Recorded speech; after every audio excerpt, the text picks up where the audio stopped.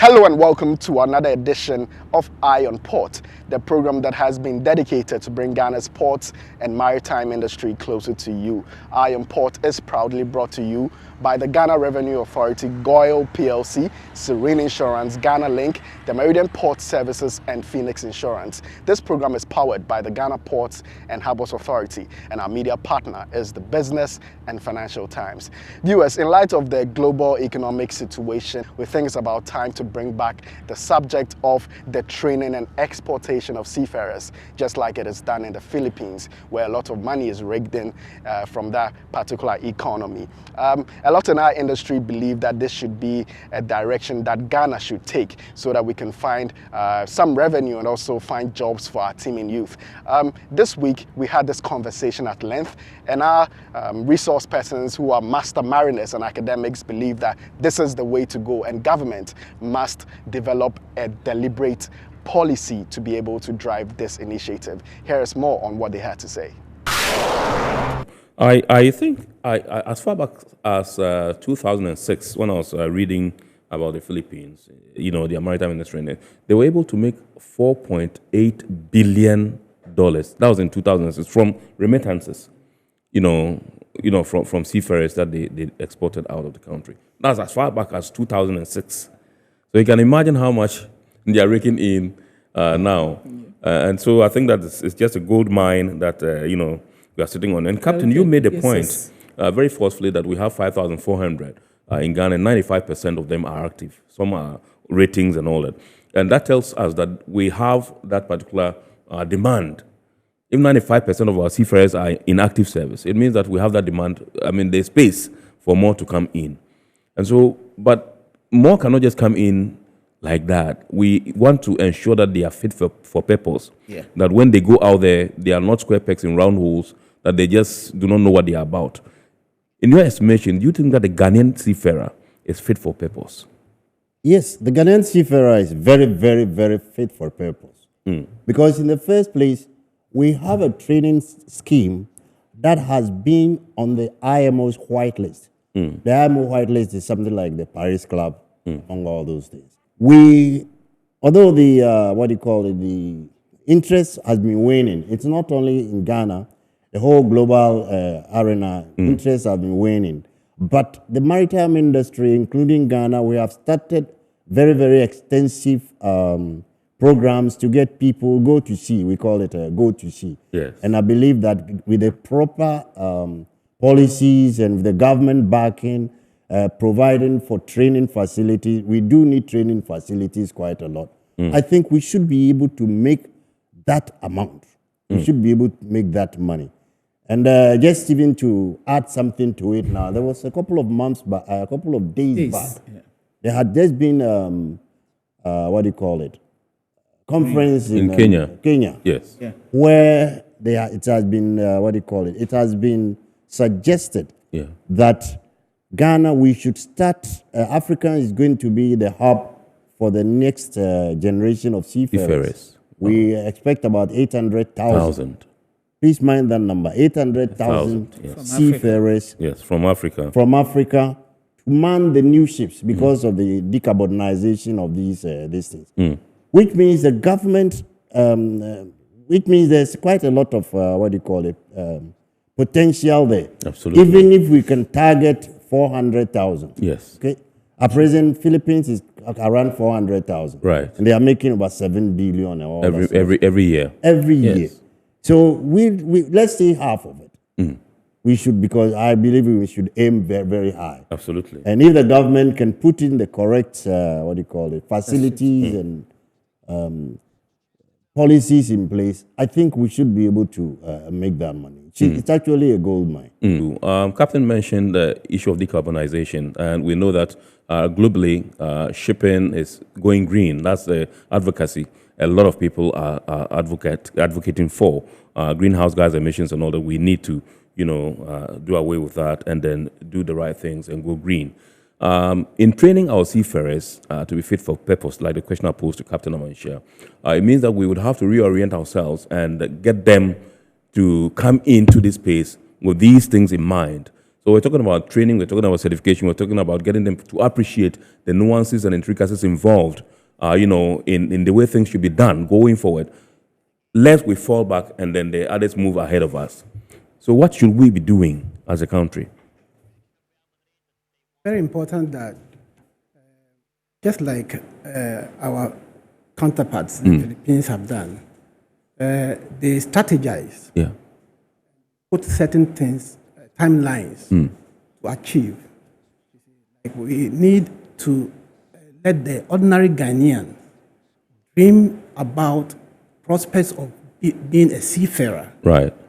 That vein, we need to actually make it attractive enough so that the teeming youth will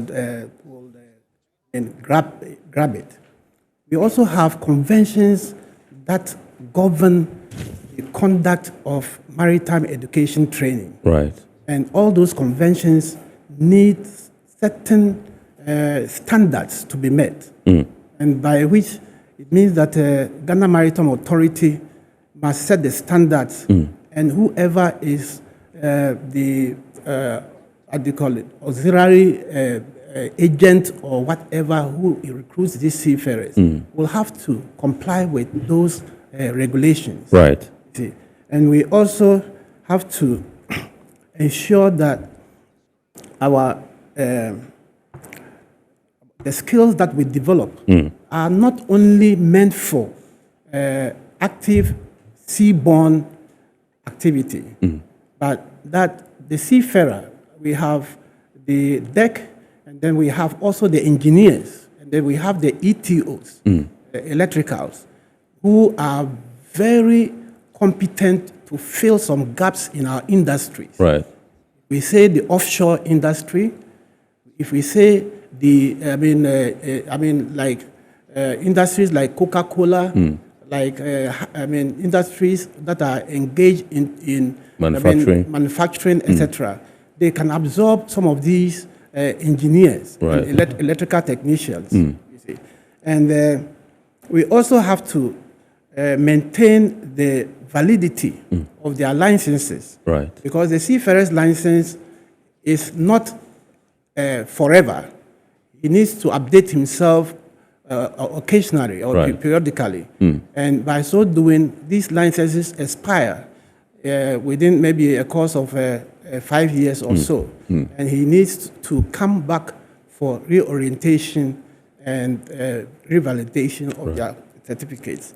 All these put together will go to meet the Maritime Labour Convention, 2006, that mandates that every seafarer should have the opportunity to come back to the mother institution for revalidation and be able to meet our goals. Then the infrastructure must be there so that the teeming youth can have the opportunity to come back to school for revalidation. Right. Let me come to you, Captain Georgina Adjopap, and find out from you whether you can really say, or we can really say, there is actually a global demand for seafarers, and how that plays into our quest to export same.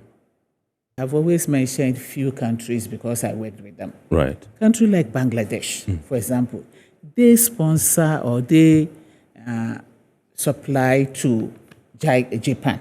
Yeah. So the whole Japanese industry, their seafarers are mostly from Bangladesh. So the Bangladesh government and the Japanese government had an agreement where JICA, under JICA, JICA built a purpose training school for Bangladesh. Okay. That's where I was there for 2 years. And I was part of the team there because I had to make sure that thing worked for 2 years. But the government of Bangladesh made them a bilateral agreement with JICA, Japan government, and they built a purpose-filled ship. So they are having their crew from Japan, from Bangladesh. We had similar thing with Brazil. Brazil, okay. When Brazil had oil, they didn't have qualified youth. Right. But then the government made a deliberate, conscious effort and said, you employ our people as part of their local content, employ our people. They said, no, they are safety risk factors. He said, then I will pay for their premium, insurance premium. So the government deliberately paid the insurance premium for the for its cadets, the youth. Yes. And for that reason, over 10 years later, Brazil had full complement of trained officers and workers to work on their ships, or especially in their offshore industry. Yes. So it's a deliberate, conscious effort by government. It's not just like you go out, you just want to go. Yeah. South Africa didn't even have much of these things. Right. However, when South Africa started training, they wanted people to man their ships. They deliberately had a school system with them and bought a training vessel where they trained them and deliberately use them for their merchant ships and exported them as well. So it's a deliberate government effort. One of those was the national planning policy. Yes. That we want to do this, and it's only when we have made that policy as part of a plan, then you can sit down and look at all these things and make sure that it can be achieved. Yes, talking about it now, it can be achieved, but it must be a deliberate policy. Absolutely. All right, so that was a summary from our discussion on adopting the Filipino model for the exportation of seafarers. And whenever there's some development in this particular agenda, we will surely update you. Now let us pick a few comments from the subject we have just discussed after we go on break, and then we'll be back with more news. Stay tuned. This comes from Kofi in Takrade. He says, please note that we have well-experienced technicians who are well-trained, have validated certificates, and can work on sea. But recruitment on sea now is also politics. This one comes from Benjo. He says, until all the barriers at the regional maritime university is removed, that goal cannot be achieved. These are 1. High cost of training, of which many Ghanaians cannot afford. 2. Tailor the courses in such a manner that the Ghanaian seafarers don't lose their jobs in wanting to upgrade themselves. I believe that if it becomes necessary for us to go this Filipino way and start doing all this policy to enter the international market, we might probably need to abrogate the regionalization policy. That is my idea. Okay. Because all our money we are getting is from internal generated fund. Right. But if we are going to do this sort of program where everybody, we're going to use Ghanaian seafarers and all those sort of things, it means it must be affordable. Right. Because maritime training is quite expensive. Right. So we should be able to have seamen training centers where we can train the ratings. Currently in Ghana, we have not had that for all this one. Okay. It's just about some couple of months that the regional maritime university started trying to do that. Right. The response is very good. However, it is not that institution that has to handle it. Right. Because it doesn't take much. It's about maximum 6 months, 1 year. They should be able to train them instead of going through a degree course for the officers. Right. Every now and again, Goil makes good things happen. This time, Goil has introduced Super XP Ron 95, a higher grade fuel loaded with additives and yet sold at the same price as normal fuel. Goil Super XP Ron 95 enhances engine performance like never before. It maintains the engine by keeping it clean from carbon deposits.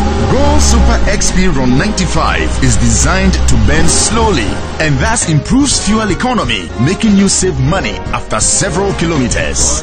Goil Super XP Ron 95 gives you a smooth driving experience, that is, less vibrations. Fill up with Goil Super XP Ron 95. Now there's no need to pay more for any higher grade fuel. Goil has that sorted. Goil, good energy. Electricity, pay your taxes. Yeah. Our our taxes, our future. Because you see, without our taxes, we wouldn't have good roads, good schools, better hospitals, streetlights, and other very important social amenities. When we pay our taxes, we give our children free and quality education. Talga, my money too small. Why should I pay my tax? Look, small. Salifo, it doesn't matter how small or big your business or income is. You still have to pay your taxes.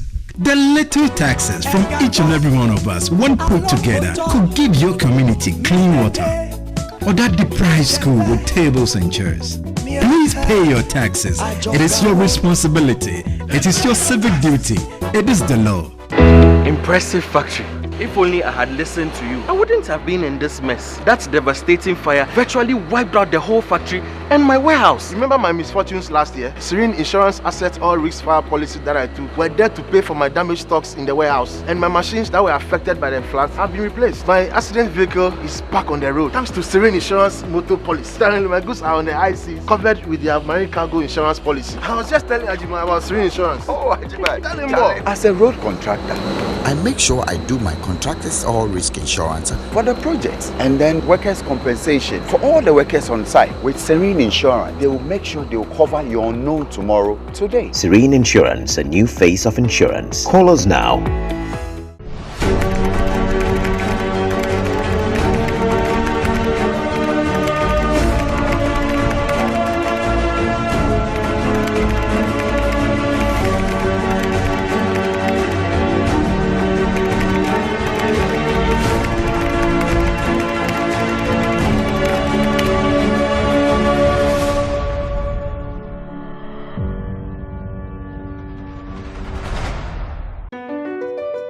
MPS Terminal 3 is Africa's new state-of-the-art container terminal at Tema Port.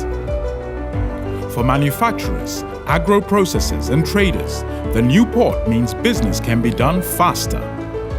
This infrastructure boost will improve Ghana's port handling capacity, connect more trading routes, and oil the engine of growth for the economy, creating greater opportunities across all sectors as Africa's markets merge and become the largest trading bloc globally. MPS, we connect, you thrive. Welcome back from the break. Now to our local news segment. The Ghana Shippers Authority has again this year met with Haulage truck drivers to highlight pertinent issues that are affecting transit trade through Ghana. This year's event, held at the new transit truck park in Tema, centered on road governance issues, customs compliance, as well as safety and security on the corridor. Chairperson and General Manager in charge of Marketing and Corporate Affairs at the Ghana Ports and Harbours Authority, Esther J.B. Donko, highlighted the significance of safety on the corridors. Once you move out of the transit yard, you can only park anywhere else in Tema, Accra vicinity if you have a breakdown. And when that happens, you are supposed to report immediately to customs. And once that is done, and the official process is being gone through, nobody will harass you where you are parking. Speaking on behalf of her Chief Executive Officer, Benonetta Bismarck, the Head of Public Relations at the Ghana Shippers Authority, Bernice Natui, touched on the factors that have led to a stagnation in transit traffic through Ghana. The continued application of VAT on transit goods, the non-transparent handling of transit cargo that go on the uncleared cargo list without recourse to the importer, arbitrary application of exchange rates, harassment by uniformed personnel at innumerable checkpoints along our corridors. These and other concerns have set a clear agenda on what we as interested parties must focus on in order to grow the industry as well as our trade. The Head of Freight and Logistics at the Shippers Authority, Fred Asiedu Date, added on to that. The issue of security on our transit corridors is a current and prevailing situation that has confronted all of us, rather surprisingly. I know that the insurgency has been around for some time, but the focus has not been on transit trucks. But it does appear that they have also become targets for the insurgents, which is very concerning because only recently, just about 3 weeks or so, we received reports that about 26 trucks that had delivered cargo in Niger and were returning. And so the majority of them were carrying onions and other things for export, were intercepted somewhere in the northern part of Burkina Faso. And when that happened, our information was that 18 of those trucks were bent, and some of those trucks are owned by Ghanaians. The Executive Secretary of the Joint Association of Port Transport Unions, Ibrahim Musa, representing the truck drivers, called for some reforms at customs, the police, and other functional authorities that will improve the behavior of officials on the corridor. We are in competition with other countries in the sub-region for transit cargo, and we cannot be seen to be unfriendly to their cargo when they come here. These are some of the things, and we think that most of the time when these recommendations are also made, the various institutions that are present here should have a system of engaging their officers, get these issues to trickle down to the lowest officers to understand why we have these meetings and why there's the need for us to collaborate. The General Manager in charge of Marketing and Corporate Affairs at the Ghana Ports and Harbours Authority, Esther J.B. Donko, further indicated that the new Tema truck park is another demonstration of the authority's commitment to providing a safe space for transit hauliers who are an important stakeholder of the Port Authority. We have always tried to provide truck parks for them because they are coming from afar. And so what we've not been able to do over the years is to get a permanent tracking park for them. So we have moved them from one area to the other, and finally we have this new track park made for them, which is a permanent place, and we are working on a few other things to perfect the place, and then they will feel more at home to park whilst they wait for the cargo to be ready for them to load and go to their various countries. She said the authority will continue to play its role to contribute to a smooth and secure transit business for Ghana. 21 professionals within various sectors in the shipping industry from different West African countries have graduated from the Chartering Workshop course with the Institute of Chartered Shipbrokers, ICS, coming from various fields such as oil and gas, port administration, terminal operations, and maritime law. The month-long professional development course provided practical understanding into the principles that guide the various professions in shipping. The graduation ceremony was held at the West Africa School of Shipping in Tema. The West African branch chairman of ICS, Frank Tony Eshen, said such professional training helps bridge the knowledge gap in the industry. The more informed people we have in the industry, the better our industry will be. Across West Africa, our key major challenge is that we have people who have no idea about how the industry operates, yet they sit and make decisions. So it's good that you have taken up this course. The executive director of the West Africa School of Shipping, Gertrude Ohene-Sienim, explained further the essence of such professional development courses for industry. Our courses are designed in such a way that they come with the practicality of it. So once you enter the field of your choice, after studying with us, you realize that you become different. I have people attending our trainings all the time. They say, wow, we didn't know that this is how it works, or this is how the principle. I've been doing this for 10 years. I've been doing this for 15 years. So this is what we teach them. We teach them the principles behind what they do. And it's very important to understand, if you're a teleclerk at the port, you are not just counting. If you miscount, that is somebody's liability. So we are trying to tell people what they do every day. They know how to do what they do, but the principles behind what they do should be understood. Some participants in the course shared their experience. Chartering is more of contracts, agreements, here and there.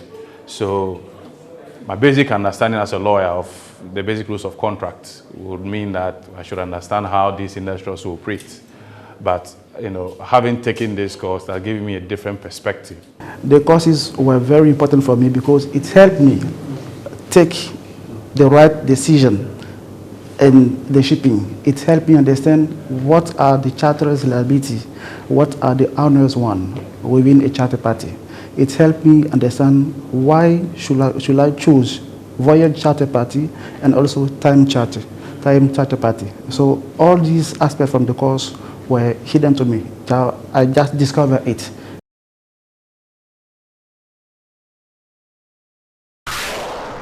Now let's take our lenses to the global stage and pick a few shipping and maritime related news.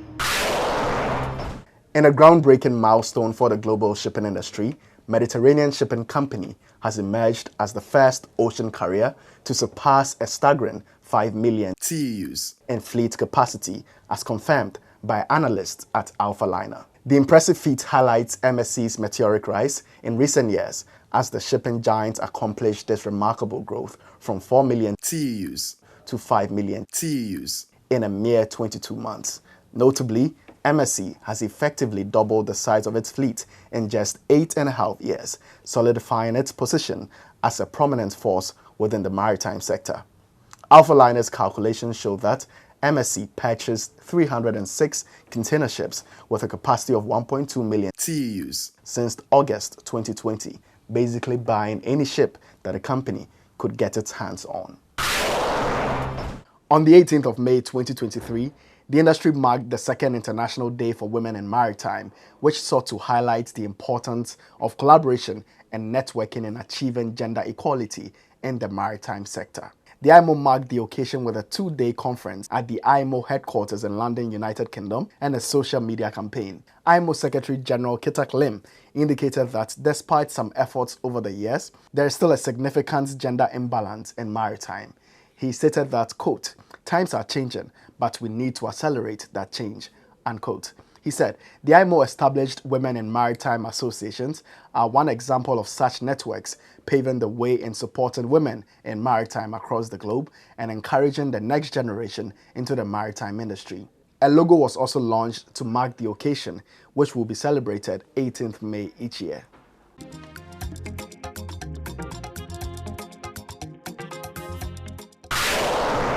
Now to our Word of the Day segment, where we introduce words, phrases, jargons, terminologies that we often use in this industry so you can get familiar with them. We will tell you what the CFS stands for.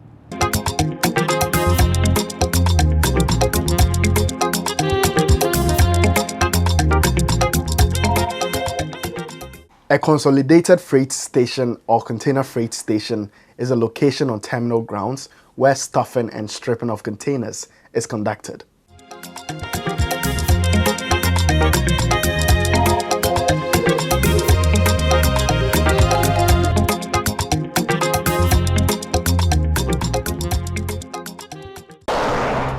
It's now time for the schedule of vessels in the port of Tema, like the one behind me, in the port of Takrady. Those are the anchorages of both ports, those expected in the coming weeks, plus the Bank of Ghana exchange rates, which you may need to know to clear your cargo with.